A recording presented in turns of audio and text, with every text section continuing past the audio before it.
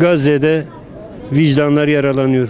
Bugün Gazze'de çocuklar katlediliyor. Bugün Gazze'de aslında katledilen insanlığın vicdanı, insanlığın ruhu katlediliyor Gazze'de.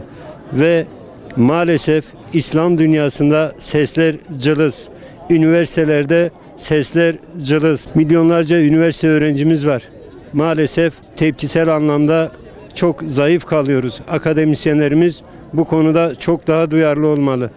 Değişik konularda gösterdiğimiz duyarlılığı Gazze konusunda insanlığın öldüğü noktada yeterince göstermediğimizi düşünüyorum. Tüm üniversitelerdeki akademisyenlerimizi ve öğrencilerimizi Gazze direnişine davet ediyorum. Bismillahirrahmanirrahim. Kıymetli kardeşler, Bingöl Üniversitesi Kütüphane Dokümantasyon Daire Başkanı, aynı zamanda İlahiyat Fakültesi öğretim görevlisi Yasir İnceler benim ismim. 7-8 senedir Bingöl'de hizmet ediyoruz.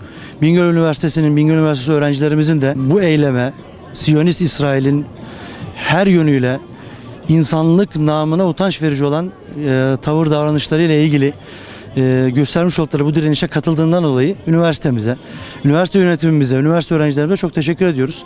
Tabii bir şuur meselesi. Gördünüz, elhamdülillah gayet iyi bir katılım oldu Bingöl Üniversitemiz kampüsünde de.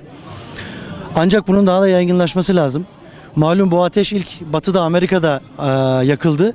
Daha sonra Avrupa'ya yayıldı. Şu anda ülkemizde de YÖK ve üniversiteler dolayısıyla buna sessiz kalamadılar. Aslında biz bu hareketliliğin önce Türkiye'den çıkmasını beklerdik. Ama az önce konuşan hocalarımızdan bir tanesine dediği gibi Gazze'de bu güneş yandı, bu ateş yandı ve elhamdülillah Batı'ya yansıdı. Ülkemize de yansıdı, çok şükürler olsun. Bingöl'de de bunun yansımalarını görmek bizi mutlu etti elhamdülillah. Siz basın mensuplarına da bunu gündeme taşıdıkları için ayrıca teşekkür ediyoruz. Gazze ayaktadır. Gazze sahipsiz değildir. Cenab-ı Hak muhakkak arzına sahip çıkacaktır, mescidine sahip çıkacaktır. Biz buna inanıyoruz ve üzerimize düşen vazifeyi de bir hakkın yapmaya devam ediyoruz, edeceğiz inşallah. Bizlere bu fırsatı verdiğiniz için size de çok teşekkür ediyoruz. Ben Mehmet Faruk Aras, Bingöl Üniversitesi İlahiyat Fakültesi'nde Arap Dili Beraat'ın öğretim üyesiyim. Filistin'de yaşanan acılar ve katliam, soykırım üzerinde elhamdülillah dünyanın farklı yerlerinde insanlar buna tepki gösteriyorlar, duygularını ifade ediyorlar. Hatta bunun için bedel de ödüyorlar. Bu anlamda Amerika'da gençlerin başlatmış olduğu hareketi çok değerli buluyoruz. Çünkü Amerika zaten işin, hareketin merkezlerinden bir tanesidir. Dolayısıyla bu orada çok anlam kazanıyor. Bu anlamda bizler en azından oradaki öğrencileri onurlandırmak için, onurlu hareketlerini onur etmek için gerçekten onların başlatmış olduğu şeyi biz de aynı şekilde uzaktan destekliyoruz. Filistin özgürlüğünü istiyoruz. Gazze'nin ve Refah'ın bu katliamlardan kurtulmasını istiyoruz. Rabbim katilleri kahru perişan eylesin. Müslümanlar da bu zulümden kurtarsın. Bir araya gelmelerini nasip eylesin. İnşallah biz öyle inanıyoruz ki Cenab-ı Allah'ın vaadidir. Bizzat bizler Filistin'in zaferine, özgürlüğüne Allah'ın izniyle şahit olacağız. Rabbim bunu bizlere yaşasın inşallah. Bingöl Üniversitesi'nin de yapmış olduğu bu organizasyonu çok değerli buluyorum. Katılımcıların hepsine ben şahsen kendi adıma teşekkür ediyorum. Hepsine Allah razı olsun. Teşekkür ediyoruz.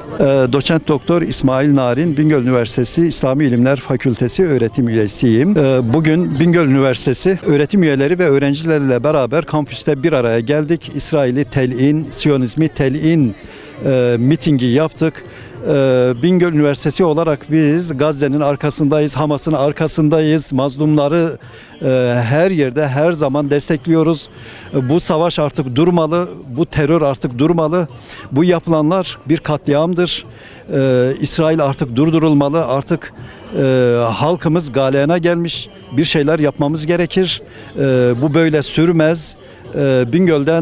Bingöl Üniversitesi'nden Gazze'ye selamlarımızı yolluyoruz. Bütün vatandaşlarımızı, öğrencilerimizi, öğretim üyelerimizi, halkımızı boykota davet ediyoruz. İsrail'e hayır diyoruz. Bu böyle gitmez. Zulümle abad olunmaz. Bir yer küfürle idare edilebilir ama zulümle abad olunmaz diyoruz. Zalimler bir gün elbette mazlumlardan tokadı yiyecekler. İsrail, Siyonizm ayağını denk alsın diyoruz.